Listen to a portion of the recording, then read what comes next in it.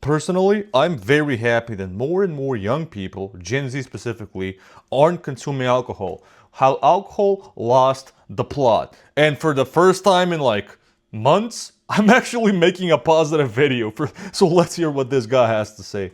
Generation Z. Depending on where Yeah. you look, they are either the saviors of the planet or a group of TikTok What degens the hell? dismantling everything we hold dear. I We're not the saviors. No human generation is gonna be the savior of any planet, mean, bro. just look at some of these headlines. Gen Z killed cereal, logos, What? sandwiches, traditional retail, and everyone's favorite dad dance, the Macarena. But the one thing the media and a ton of people are panicking about is the idea that Gen Z is destroying big booze. Chart after chart, headline after headline, Panicking? tweet Really? after tweet, all sounding these. That just shows you how fucking effed up the world is. The medical industry wants you to destroy yourself because they're gonna make money out of you, and it's all short-term medicine. Okay, if you want long-term medicine, it's all about your fitness and your eating habits.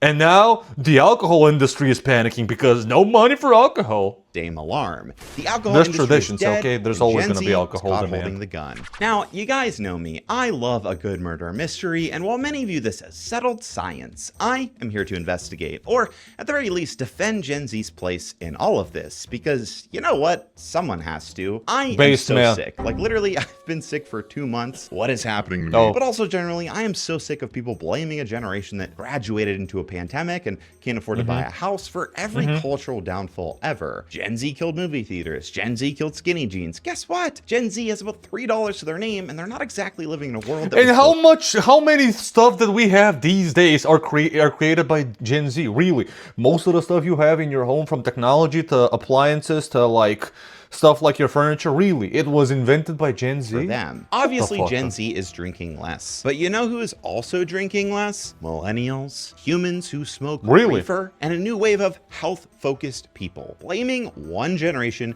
barely scratches the surface of this monumental moment. And when you see the full picture, the Gen Z narrative starts to look a lot less an explanation and a lot more like a deflection. So that's what we're doing today. We're going to cover the history, the cultural forces at play, and then follow the money. And trust me, that last part is where things get really interesting. Let's start with the data. According to the most recent Gallup polling, only 54% of US adults say they currently drink alcohol. That is the lowest level Yeah, but ever. what does that mean?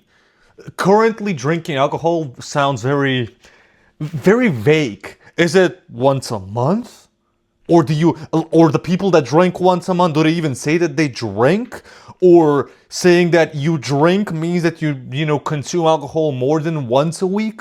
Like, it's very skewed. They need to be more specific with that question, okay? Because the percentage might be higher or lower, okay? Just reported in nearly a heads 90 up. years. 90 years. While consumption usually fluctuates in waves, we've never seen a nosedive quite like this. Additionally, 53% of Americans now say even moderate drinking is bad for you, a sentiment that is skyrocketing among women. Yeah, that's true. and That's true. Like, you'll have a lot of, like, not a lot, but recent scientific evidence has shown that even one little sip of alcohol, and like you haven't sipped alcohol for like a year, and then you just consume half a beer, for example.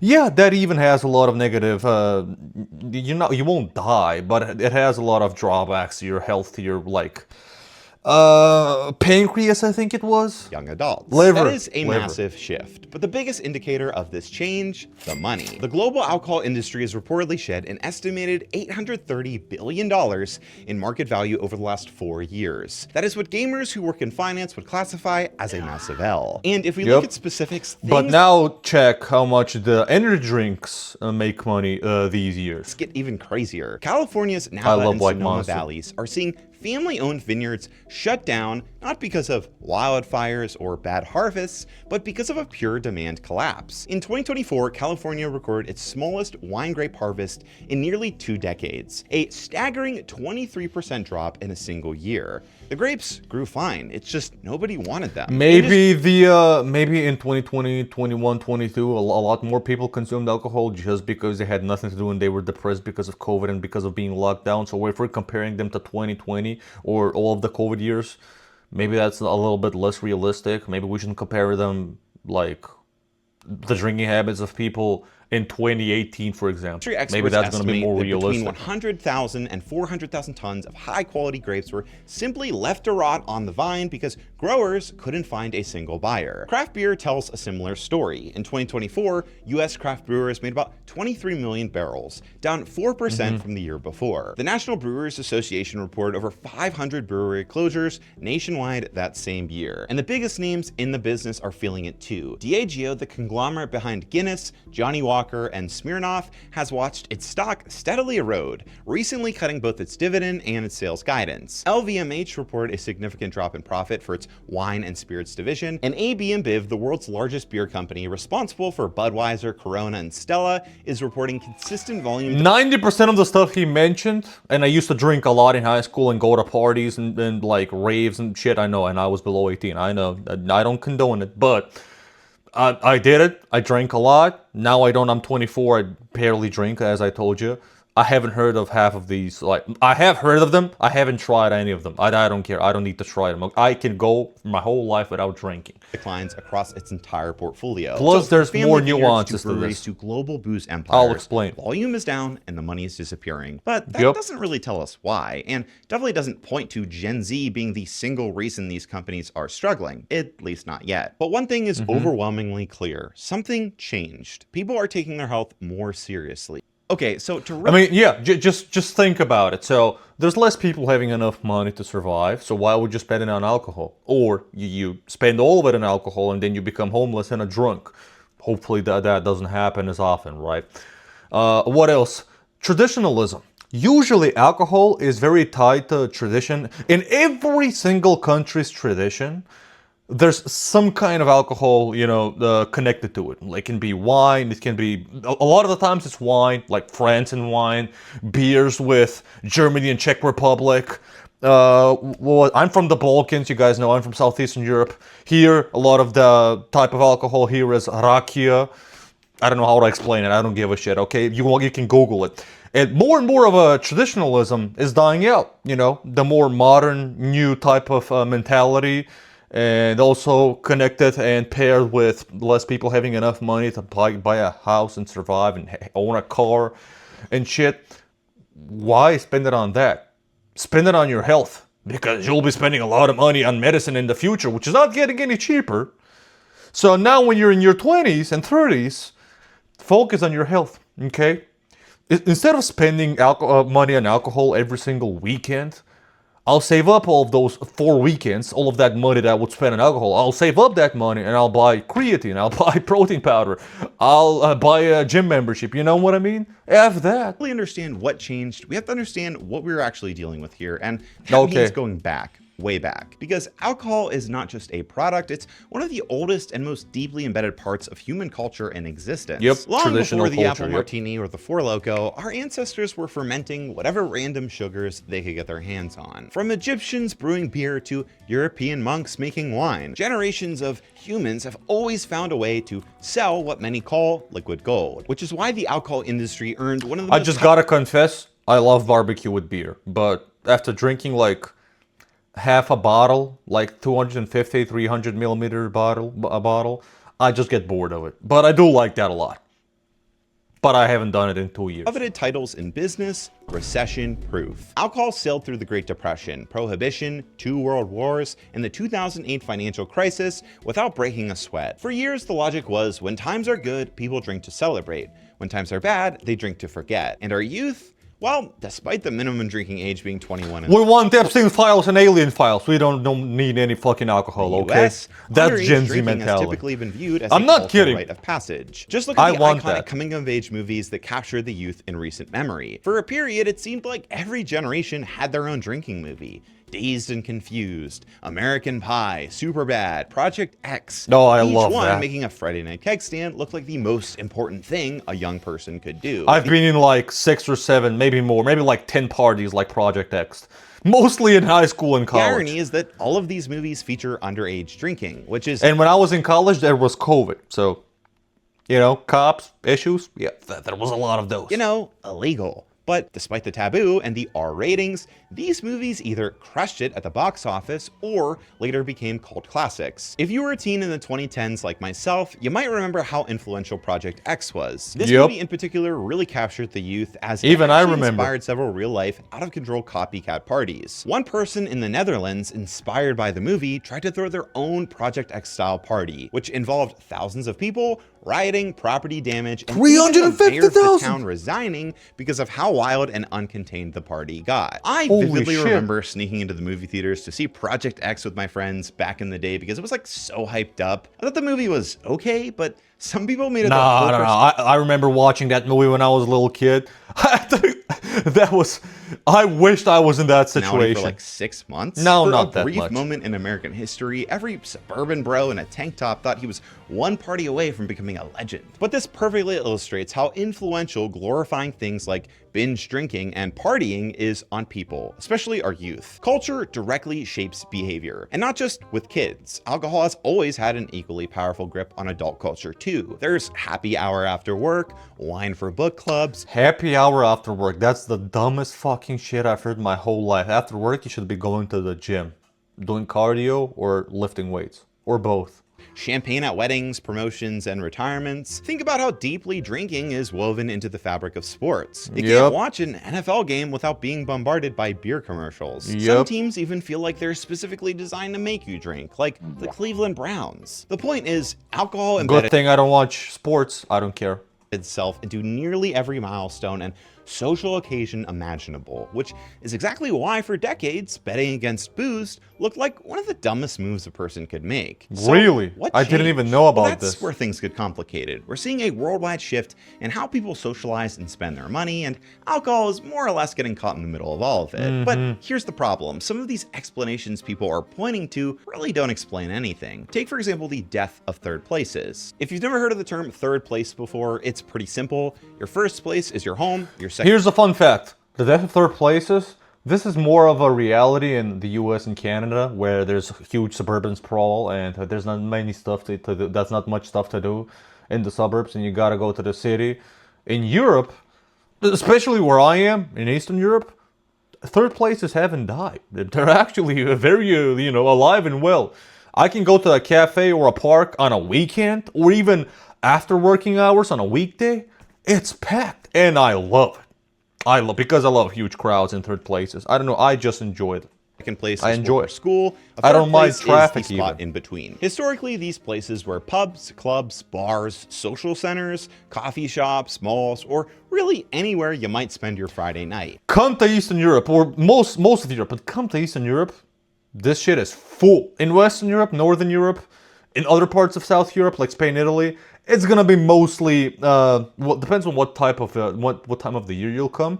It's mostly tourists. Here, all locals. Drinking Because is we're baked poor into many fucks. of these third places, and when the number of third places decline, drinking, in theory, should I'll be visiting the US soon, maybe next year or later on, and I'll see if third places are actually dead, okay? And I'll talk decline about too. it. And look, that's not wrong, but it's not the best explanation either, because it's a classic chicken versus the egg situation. Did people start drinking less, which caused bars to close, or did bars close, which caused people to start drinking less? You Probably can't use one to explain the other when they're both. moving together. The same problem shows up when people point to the cost of going out. Bars and restaurants run on razor-thin margins. When attendance drops, prices usually go up to survive. So did prices rise because fewer people were coming, or did fewer people come because prices got too high? Again, chicken versus the egg. This lack of nuance is also being applied to the conversation about Gen Z. There is one chart in particular that has been bouncing around social media for months.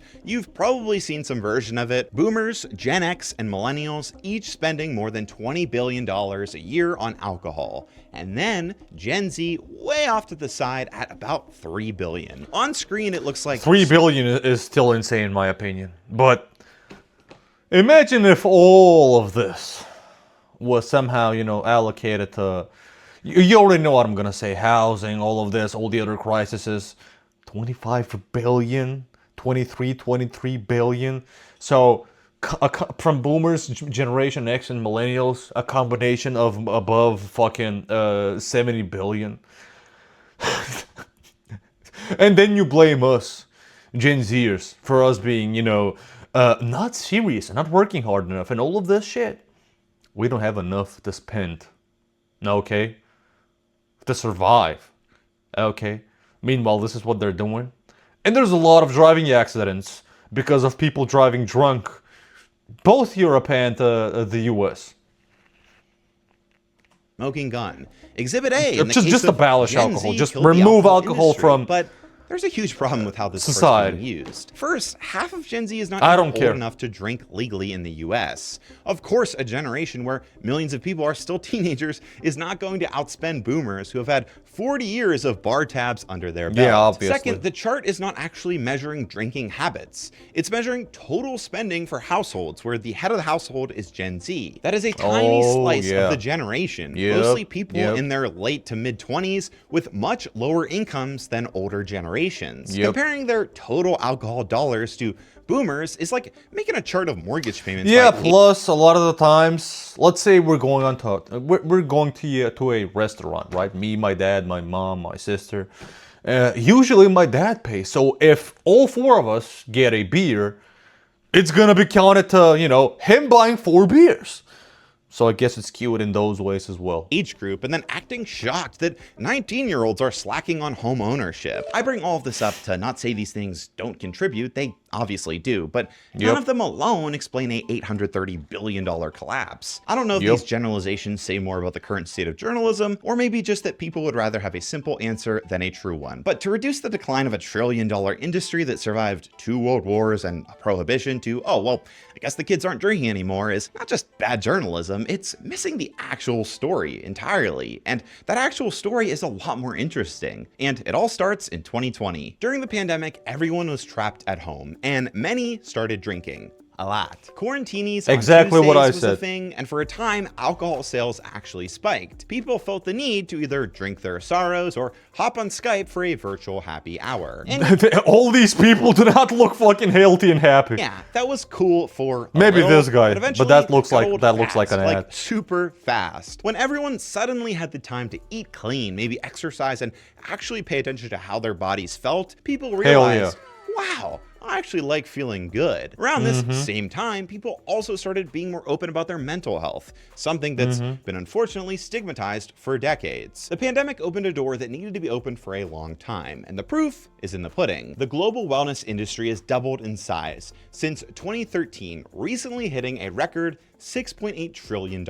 This includes gyms, supplements, skincare, spa treatments, and yes, therapy. People want to be And that's the worst part. I love this, by the way. I am all for the health and fitness industry going up and the alcohol and tobacco and drugs and all of this stuff going down, right? But when it comes to the health and fitness industry, so much of it is just a waste of time and products and waste of money. And it's like the most basic things you need is workout or choose any kind of sport you want to do. But the basic thing that every adult can do, because you can do it on your own time whenever you can, is going to the gym. Eating more vegetables and fruits and more healthy meats like red meats and some fish and chicken and shit, right? And removing more fast food. With just that, and of course some basic stuff like using a moisturizer and cleanser and SPF 50 for your skincare. If you do that stuff, you're doing 95% of the work you need to do for your health and looks. Okay, and yeah, of course it takes money to spend on all of that stuff. Okay, I get it, but long term, if you just keep up with that stuff, you'll be 50 spending maybe less or $0 on medical care compared to if you just keep up, being sluggish and sedentary and just eating like shit and never training. be healthy. That is a focus now more than ever. And guess what? Alcohol And you'll lose does not more fit money neatly long term. into the wellness aesthetic. It wrecks your sleep, adds calories, spikes anxiety, and makes your smartwatch yell at you. This vibe Yep. shift gained even more traction in 2023 when the World Health Organization dropped a statement on alcohol consumption that went viral, stating that no amount of alcohol is actually safe for your health. It was a Yep. jarring contrast to the old "a glass of red Yep. wine every day is good for your heart" myth. Then I in still hear this bullshit from Gen X and Boomers. Shut the fuck up! Don't. Once my grandma said to stop consuming protein powder, and I have to consume like 180 to 200 grams of protein powder a day, a day, and I consume like 30 grams of that from protein powder because it's hard to get in, especially on days where I'm very busy and traveling and shit, right? And she's like, eat an apple. There's natural protein in it. Why are you consuming these chemicals? Meanwhile, she smokes cigarettes. She's almost 80. And she's been smoking cigarettes since my age, basically 24. Just please shut up. And if you want to listen to health stuff, listen to Gen Zers, okay, please. August I'm talking 2025, to boomers Stanford here. Medicine basically torched whatever was left of that argument. Their researchers confirmed that even low levels of alcohol consumption are now what I clearly said. linked to an increased risk of at least 7 types of cancer. And that Yep, whole glass that's of what red I heard, wine is yep. good for your heart thing turns out that light drinkers tend to have healthier lifestyles across the board. So in those original observational studies, the wine was getting credit If you for just think about it logically, it doesn't make sense. Why? Why would anything that's considered, something that impacts your health and mental well-being, why would it somehow be healthy to consume it in these smaller? No. You want to consume something? Buy a blender and and put some fruits and vegetables and drink it. Okay, yeah, it's always good to eat them. You want to drink something? Just buy a blender, put 2 or 3 different kinds of vegetables and fruits, and there you go. The minimal amount of fruits and vegetables, based on the World Health Organization, if you think that's a reputable good source, a lot of people hate them. Sure, I don't know about them, but they say the minimum you should be eating for 90% of the benefits for an adult human is like 400 to 500 grams. Put 3 types of vegetables, 3 or 2 types of fruits in your blender, drink. Easy. Much better than nothing. It's like diet and exercise. So yeah, it turns out that nightly glass of wine was not self-care, it was just wine. But beyond the pandemic and all the new research, this health-focused shift away from alcohol has been supercharged by celebrities, influencers, and social media in a way that we've never seen. I also don't get why a lot of like rich people, when they sit down, they have to be like, being nicely dressed, yeah, sure. But they always have to drink that, what did he, like, whiskey or some other different type of yellow drink. Like, why?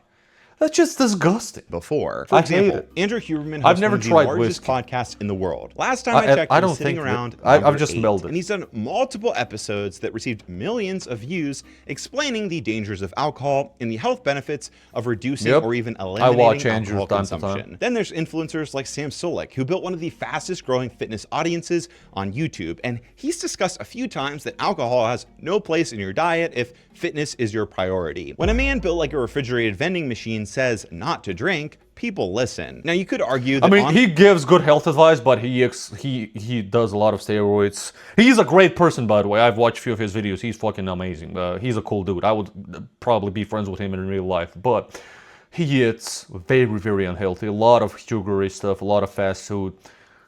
He's slowly killing himself. So yeah, but he's not lying to you or brainwashing you. online voices like He Huberman gives and better Solik health are advice niche. than- But we are seeing than the a lot of same other message healthier bleed into people. mainstream celebrity culture. Billie Eilish, for example, has been vocal about the fact she doesn't drink or do drugs, famously telling Vogue that she's never been high. She's even written songs like Same. Zanny that describe the dangers of substance use in young adults, famously saying she can't afford to love someone who isn't dying by mistake, which is a harsh yet beautiful line that cuts deep if you've ever been in love with somebody I who is agree. self-destructive. A lot of people know exactly what that feels like. I know I do. I don't.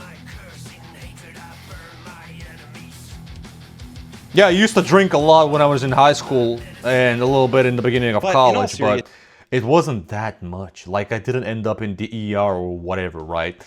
Plus, I've never done drugs or never tried cigarettes. So, To have one of and the I'll never biggest do pop it. stars on the planet make being clean a core part of her identity sends a massive signal to her fans that you don't need a vice to be edgy or creative. It reframes the rock star trope. But doesn't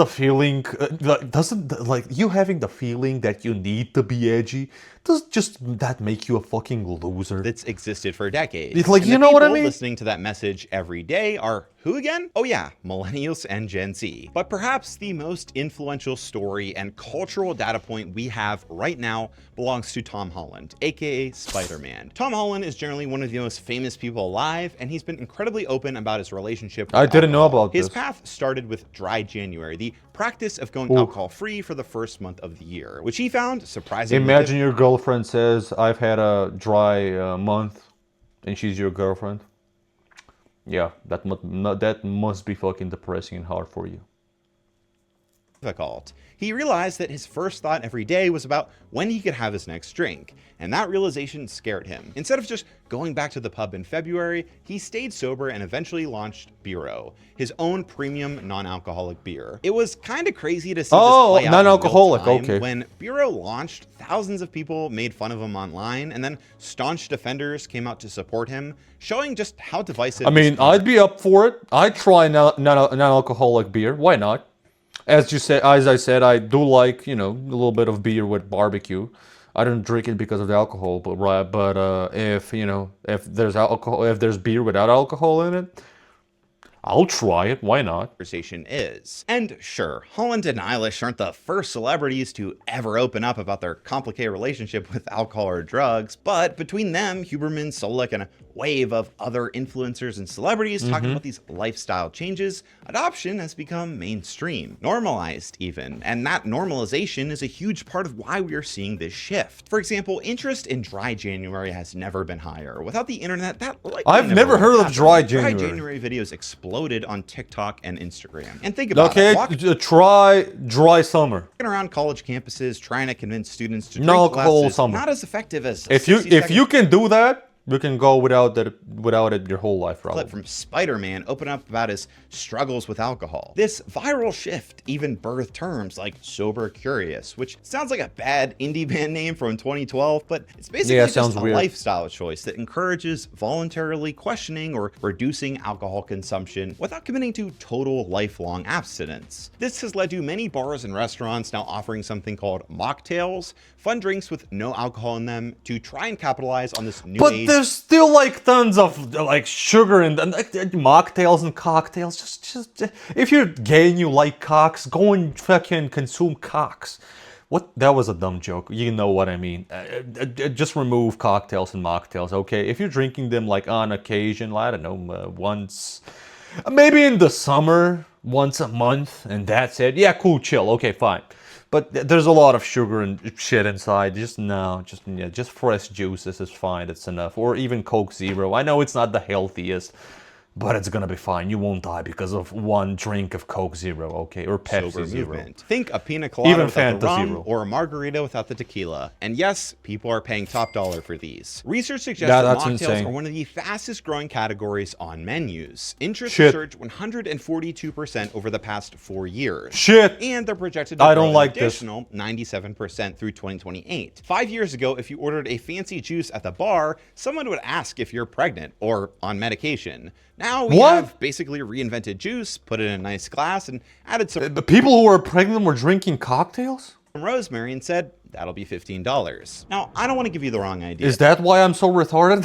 I'm This joking. all I'm sounds joking. really promising. As an Joking. optimist and someone who generally roots for good change, I am. like the idea of people It's not cutting because of back that. on something that is proven to cause cancer and generational harm. But unfortunately, humans are still humans, and humans, especially young ones, rarely just stop having vices. Just because we're seeing drinking go down doesn't necessarily mean partying is down, or even drug use for that matter, or a dependency for drugs. For example, last year in 2025, in August, and I've mentioned this in a previous video, I went to a wedding.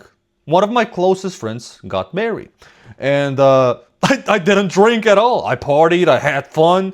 I did the day stuff, the night stuff, you know, it's just bulk and wedding tradition BS, right?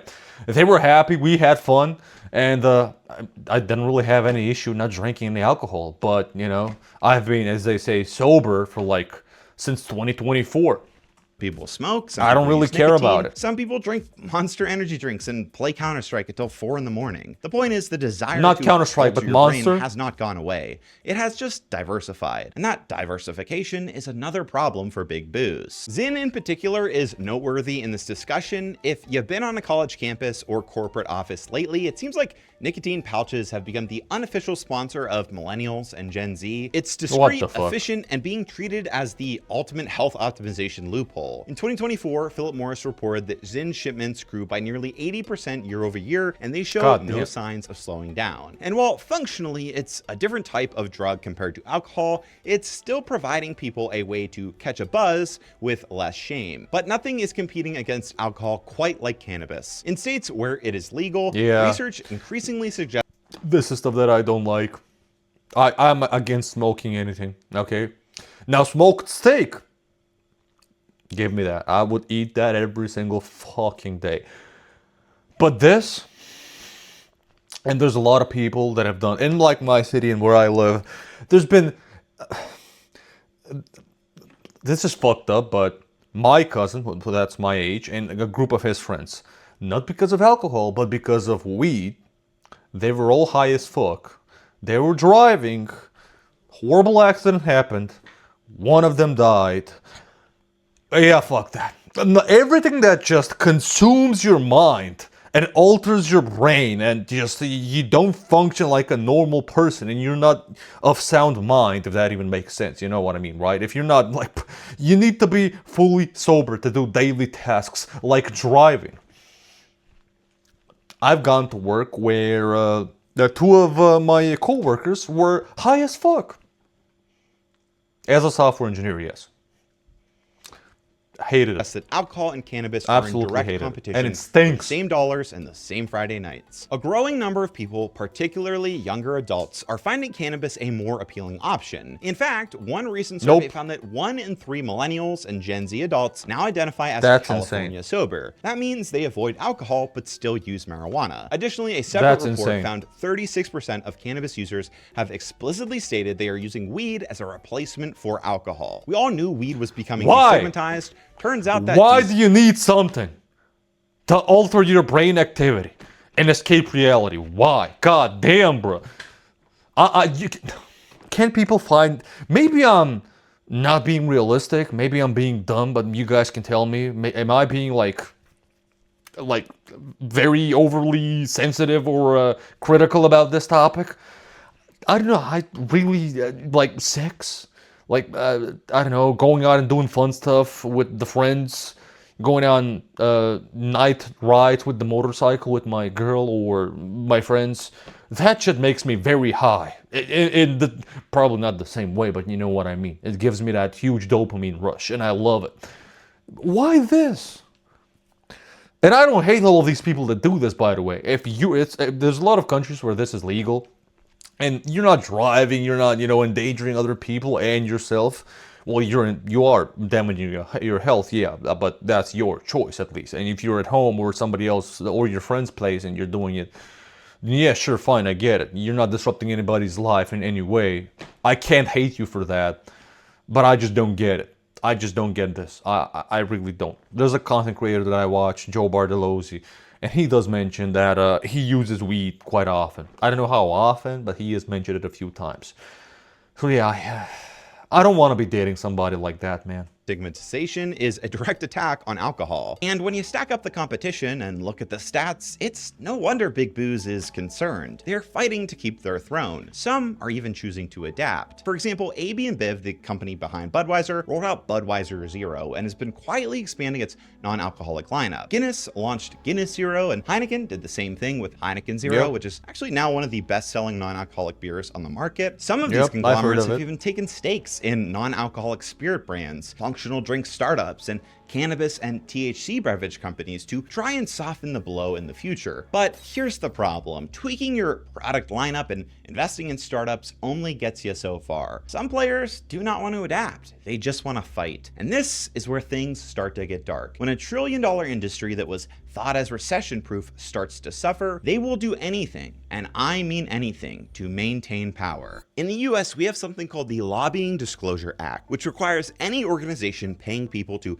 influence the federal government to file public reports. There is a literal searchable database at LDA.gov where you can see who is paying whom, how much, which politicians Ooh. or agencies they're targeting, and exactly what issues they're trying to influence. Crazy, huh? But it gets better. Instead of companies directly not giving their money to surprised. politicians, they'll often route it through trade associations. And in our case, we are seeing alcohol companies do this with the Beer Institute and the Distilled Spirits Council. It's not that individual companies are banned from lobbying on their own, they obviously can and do that, but using a trade association gives corporations big advantages. They can pool money with their competitors, so the lobbying push is bigger. They can reframe everything as the voice of American beer instead of please protect our profit margins. If a lobbying campaign goes wrong, the brand's name is not the one plastered on the report, the trade association's is. And what are these alcohol trade groups actually lobbying for? Well, if we dig into those public filings I mentioned earlier on LDA.gov,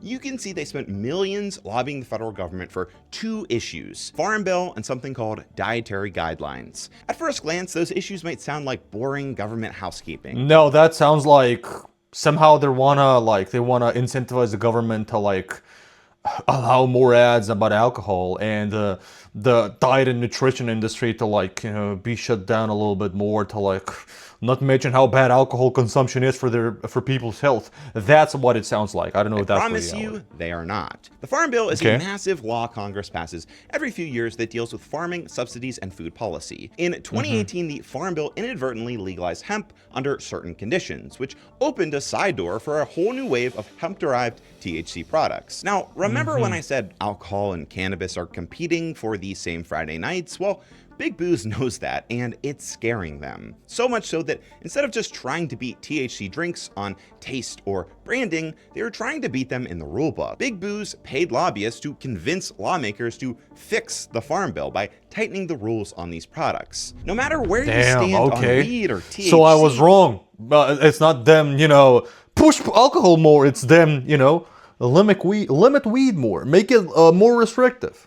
This is the definition of being a sore loser. Oh no, we're losing. I guess we'll spend millions of dollars. I mean, every single company in every single industry does this, okay? That's why we had corporations. But where it gets even more wild is the dietary guidelines issue I highlighted earlier. Okay. The Beer Institute alone spent more than $2 million in 2025 lobbying on dietary guidelines specifically. After the I was right. Stanford and virtually every major public health association spent years building a case that alcohol causes cancer, the U.S. Surgeon General pushed for the 2025 dietary guidelines to finally say it plainly. But by the time the final guidelines came out, those specifics were gone.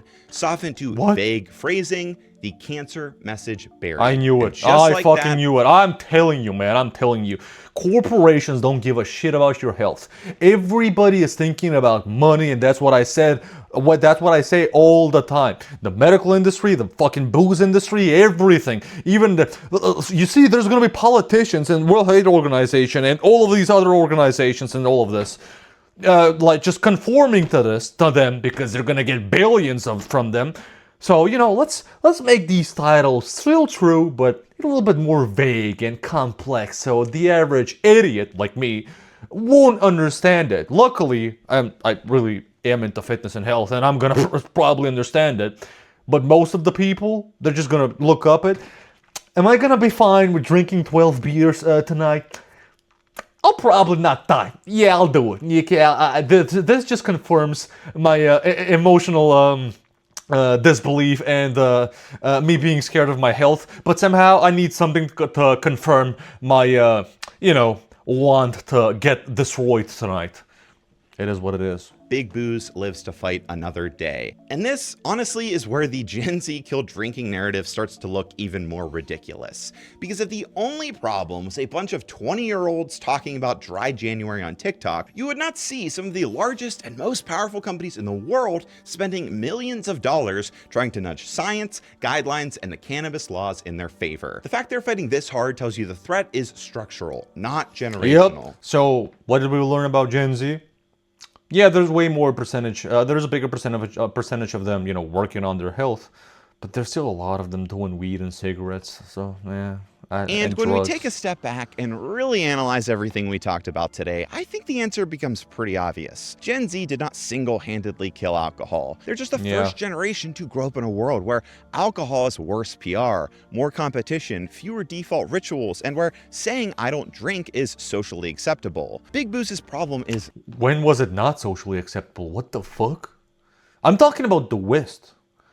In Eastern Europe, when I'm a man, right? Obviously, and I go to, I'm invited to a party with my friends or family and relatives, and or we go to a restaurant and I ask for some kind of a fresh juice, no sugar shit, or maybe Coke Zero. A lot of the times they make fun of me, and I'm like, Uncle, didn't you fucking complain 2 months ago about your back like hurting and you having health issues with your liver and spending so much money on medicine, and now you're laughing at me for not being a man? I don't give a shit if you want to see me as a trans man or a woman. I don't give a shit. You can, but I'm not gonna be the one, not being able to walk at 50 to 55 for like 10 minutes without not being able to catch a breath. Like, what the fuck are you? You guys are so dumb.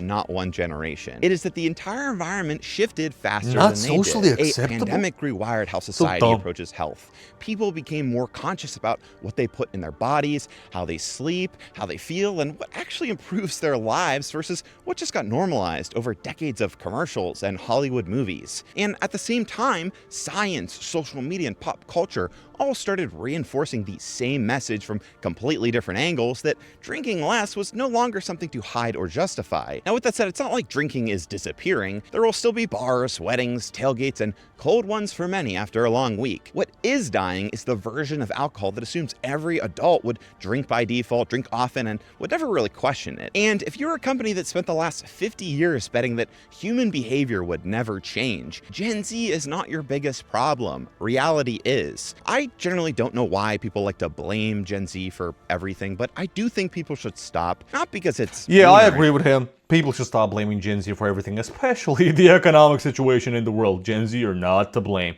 Maybe tiny partially, but maybe maximum 10%, maybe less to blame. Probably not even that much. But subscribe to Zachary Smigel. Don't know how to pronounce his last name. I'm sorry, dude. But great fucking video. Tell me what you guys think in the comments. And even if Gen Z are partially or fully to blame about alcohol, I don't give a shit. Okay? Because I don't want to get rear-ended by the drunk, the idiot behind me. Well, he didn't see me fucking, put the left blinker because I'm going to be turning left. Idiot drivers. Have a nice day.